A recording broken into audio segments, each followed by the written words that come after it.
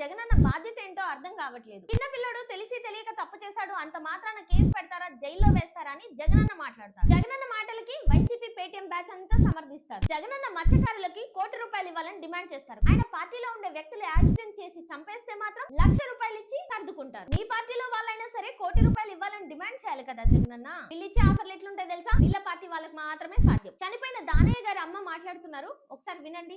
₹1,00,000 సాయి చేస్తామని వచ్చారు. ₹1,00,000 ఇస్తాము. మా ఇంట్లో పనిగా ఒక మనిషి అమ్మకి వచ్చి సోదరు అంటే నా కొడుకు చంపేసి నువ్వు ₹1,00,000 ఇస్తావు, నేను ₹1,00,000 ఇంట్లో పెట్టుకొని నా కొడుకు నా కోళ్ళ చేత నీ ఇంట్లో పని చేయించాలా?